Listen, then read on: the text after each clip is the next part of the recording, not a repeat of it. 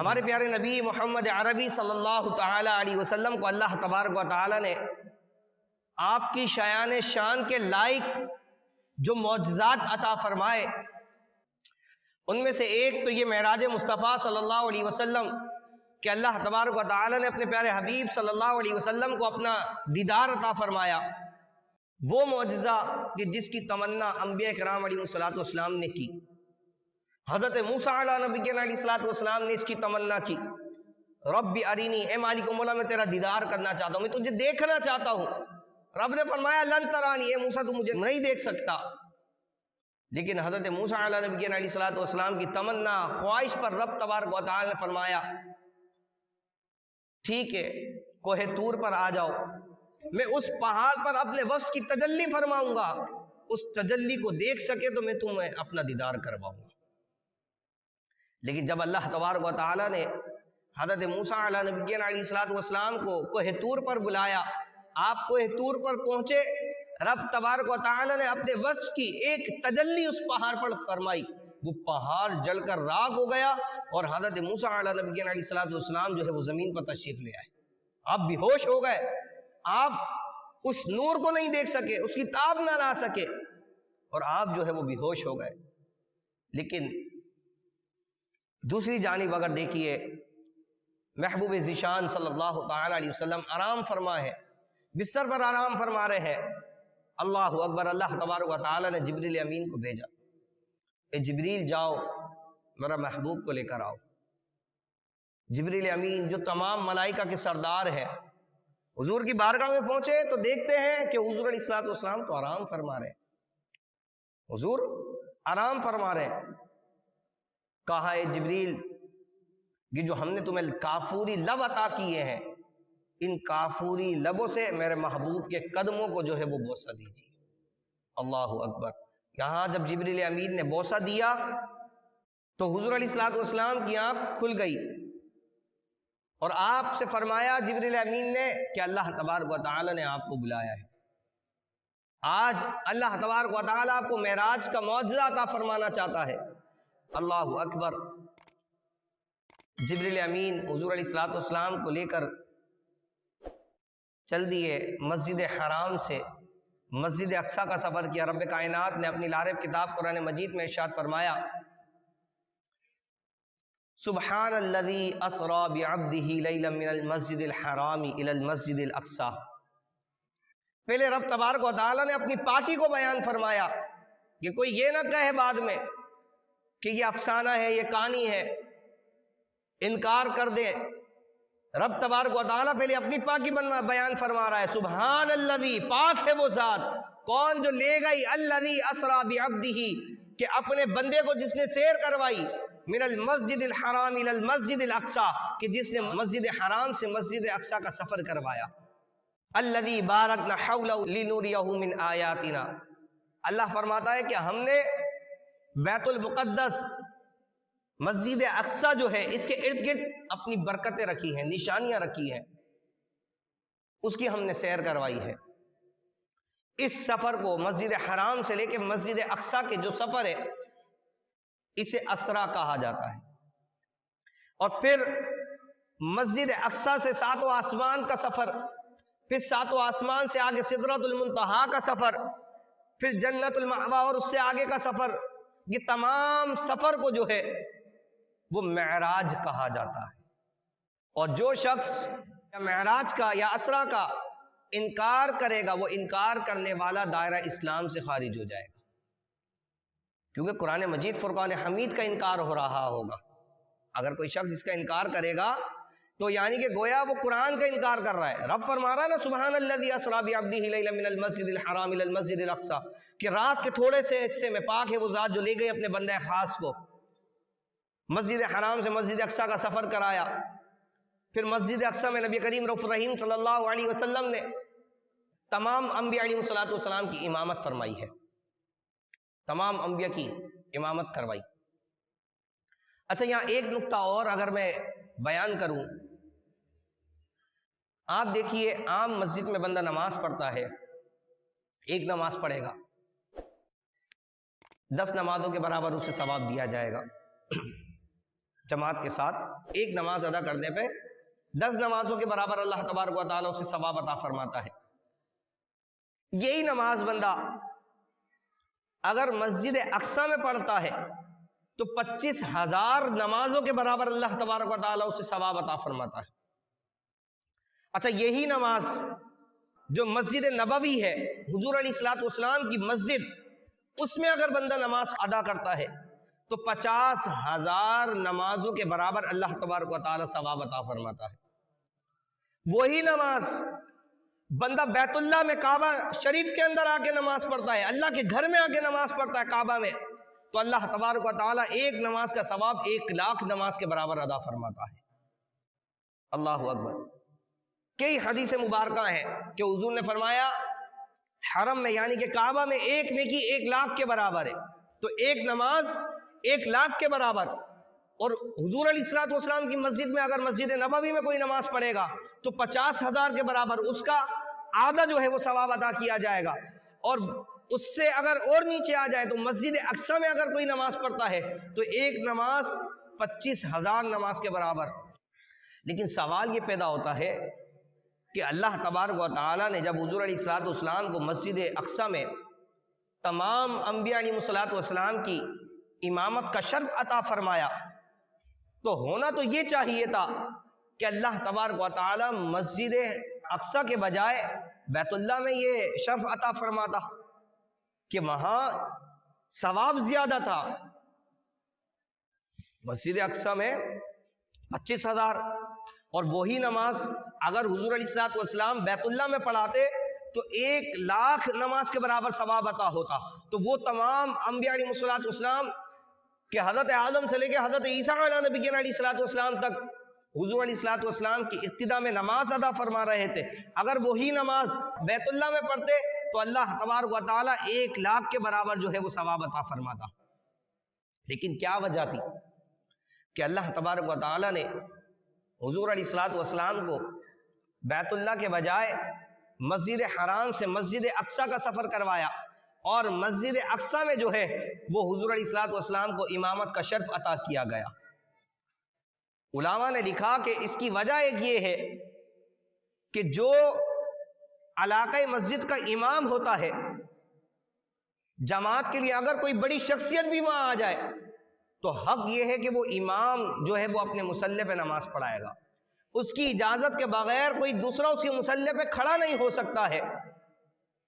اگر حضور علیہ الصلوۃ والسلام مکہ مکرمہ میں امامت کرواتے اور امامت کروانے کے لیے آپ مصلی پر آ کے کھڑے ہوتے اور تمام انبیاء کی امامت کرواتے تو کہنے والا یہ کہہ سکتا تھا کہ یہ تو حضور علیہ الصلوۃ والسلام کی مسجد تھی،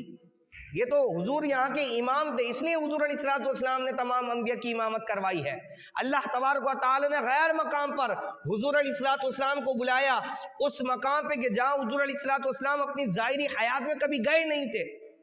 اللہ تبارک و تعالی نے مسجد حرام سے مسجد اقصی کا سفر کروایا اور وہاں تمام انبیاء علیہ الصلوۃ والسلام کو جمع کیا۔ اب امامت کے لیے ضروری یہ ہے کہ جہاں جب تمام لوگ موجود ہوں تو امام اسے بنایا جائے گا کہ جو ان تمام میں سب سے زیادہ علم رکھتا ہوگا، جو سب سے زیادہ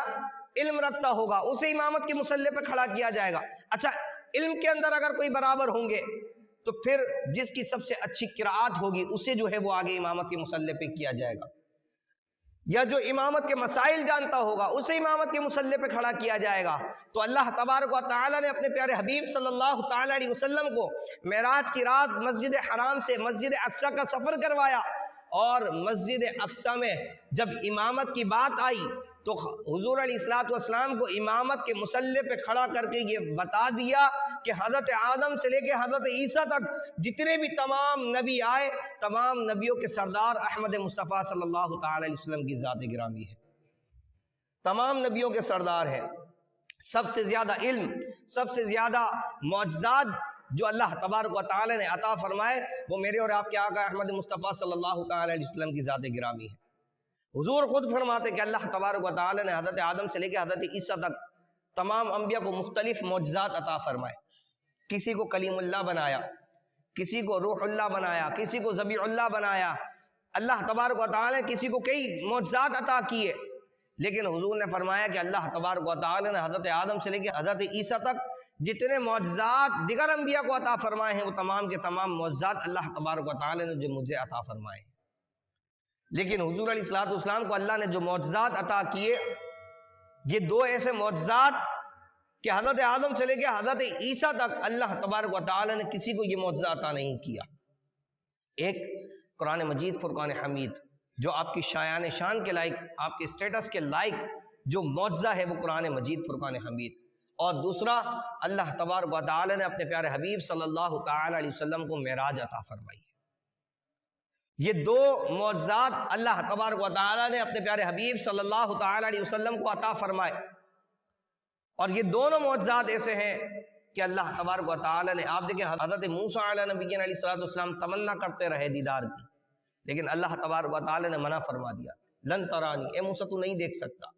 یہاں حضور علیہ السلام نے تمنا بھی نہیں کی ہے، حضور آرام فرما رہے ہیں، اللہ تبارک و تعالی جبریل امین کو بھیج رہا ہے، جاؤ میرے محبوب کو لے کر آؤ۔ اللہ اکبر، کیا شان ہے مصطفیٰ صلی اللہ تعالی علیہ وسلم کی۔ اچھا، بعض لوگ کہتے ہیں نا کہ حضور علیہ السلام ہمارے جیسے ہیں یا ہم حضور جیسے ہیں، ثم معاذ اللہ، حضور کی شان گھٹانے کے لیے۔ آپ دیکھیں اللہ تبارک و تعالی نے جو حضور علیہ السلام کو سفر معراج میں سواری عطا کی تھی، سواری، اس سواری کی رفتار کا عالم یہ تھا کہ جہاں نگاہ پڑتی وہاں اس کا پہلا قدم ہوتا تھا، جہاں نگاہ جاتی وہاں اس کا پہلا قدم ہوتا۔ اتنی زیادہ تیز رفتار سواری اللہ تبارک و تعالی نے حضور علیہ السلام کو عطا کی، جسے براق کہا جاتا ہے، بجلی سے بھی زیادہ تیز رفتار اس کی رفتار تھی۔ لیکن جب حضور علیہ السلام معراج کی رات سفر کر کے واپس تشریف لائے تو حضور نے فرمایا کہ میرے کپڑوں پر، میرے جسم پر جو ہے وہ سفر کے اثرات موجود نہیں تھے، یہاں تک کہ اس کی رفتار سے حضور علیہ السلام کے امامے کا شملہ تک جو ہے وہ ہوا میں نہیں اڑا۔ تو اس سے اندازہ کیجئے کہ خود رسول اللہ صلی اللہ تعالی علیہ وسلم کی جو اللہ تبارک و تعالی نے نبوت عطا فرمائی ہے، اس کی رفتار کا عالم کیا ہوگا۔ براق 7ویں آسمان پہ آ کے رک گیا، اب سدرۃ المنتہا سے جو آگے کا سفر تھا وہ حضور علیہ السلام نے خود فرمایا، علماء نے، مفسرین نے لکھا اس کے بعد اب یہاں کسی کو جہت کا ہی نہیں معلوم کہ حضور علیہ السلام کس سمت گئے، کیونکہ وہاں تو جا کے جبریل امین بھی رک گئے کہ یا رسول اللہ اس سے آگے میری حد نہیں ہے، میری حد یہاں ختم ہو چکی ہے، اب میں اس سے آگے میں نہیں جا سکتا۔ اب اس سے آگے حضور علیہ السلام خود تشریف لے گئے، اور کہاں تشریف لے کے گئے تو مفسرین نے لکھا کہ اللہ تبارک و تعالی نے لامقام حضور علیہ السلام کو بلا کر اپنا دیدار عطا فرمایا، جیسا کہ قرآن مجید فرقان حمید میں رب کائنات نے ارشاد فرمایا نا، وَلَقَدْ رَآهُ نَزْلَةً أُخْرَى عِنْدَ سِدْرَةِ الْمُنْتَهَى عِنْدَهَا جَنَّةُ الْمَأْوَىٰ إِذْ يَغْشَى السِّدْرَةَ مَا يَغْشَىٰ۔ اللہ تبارک و تعالی فرماتا ہے،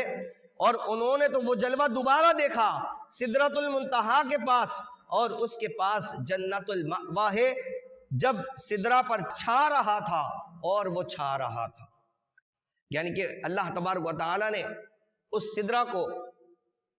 اپنے نور کی تجلیات سے ڈھانپ دیا۔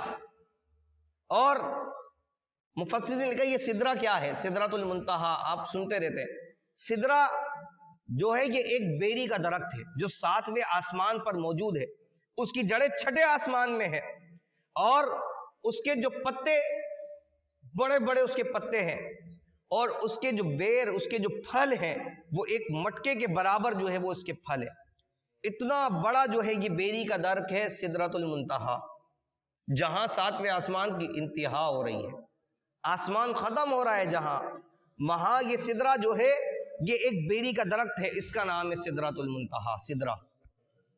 تو حضور علیہ السلام اور حضرت آدم علیہ نبی علیہ السلام نے ارشاد فرمایا، اپنے بیٹے کو ایک دفعہ وصیت فرمائی، حضرت شیز علیہ نبی علیہ السلام کو، آپ کے بیٹے حضرت شیز یہ بھی اللہ کے نبی ہیں، فرمایا بیٹا جب بھی اللہ کا ذکر کرنا، اللہ کے ذکر کے ساتھ محمد مصطفیٰ صلی اللہ تعالی علیہ وسلم کا ذکر کرنا۔ فرمایا اپنے والد سے، یا ابا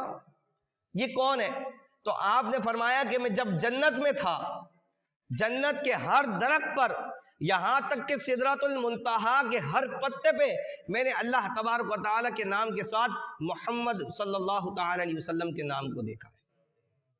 कहा अल्लाह तबारक व तआला ने जन्नत की हर नहर पर, हर पत्ते पर, हर दरख्त पर जो है वो अपने नाम के साथ मोहम्मद मुस्तफ़ा सल्लल्लाहु तआला अलैहि वसल्लम के नाम को जोड़ा है। कहा मैंने जब वो नाम वहाँ पर देखा तो मैंने जान लिया कि ये वो ज़ात है जिससे अल्लाह तबारक व तआला सबसे ज़्यादा मोहब्बत फरमाता है। और बाज़ रिवायतों में लिखा कि हज़रत आदम अला नबीना अलैहिस्सलातु वस्सलाम कई साल तक दुआ करते रहे अल्लाह तबारक व तआला से, अपनी लग़्ज़िश की दुआ करते रहे, माफ़ी मांगते रहे। लेकिन जब हुज़ूर अलैहिस्सलातु वस्सलाम को आपको याद आया वो नाम, तो जब आपने उस नाम की बरकत से अल्लाह तबारक व तआला की बारगाह में दुआ की तो अल्लाह तबारक व तआला ने आपकी दुआ को कबूल फरमाया। ये वो ज़ात है कि जिसे अल्लाह तबारक व तआला ने मेराज अता फरमाई। बाज़ लोग इस पर भी बहस करते हैं, तारीख़ का इख्तिलाफ करते हैं। तो याद रखिएगा, उसूल याद रख लें हमेशा। उसूल ये कि किसी भी मामले में जब तारीख़ का इख्तिलाफ हो और जो दिन और जो तारीख़ मुहद्दिसीन के नज़दीक इत्तिफाक पा जाए, उस पर अमल हो जाए और आवाम का भी उस पर अमल हो, तो फिर उसी तारीख़ को जो है वो मनाया जाएगा। जैसे लोग रबीउल अव्वल में इख्तिलाफ करते हैं, 12 रबीउल अव्वल, 8 रबीउल अव्वल का इख्तिलाफ करते हैं। इसी तरह कई और बहुत सारी बातें हैं जिनमें जो है वो तारीख़ का इख्तिलाफ होता है। तो जहाँ भी तारीख़ का इख्तिलाफ पाया जाए तो ये उसूल याद रहे कि जिस पर मुहद्दिसीन का, फुक़हा का, उलमा का इत्तिहाद हो जाए तो उसी तारीख़ को जो है वो दिन मनाया जाता है।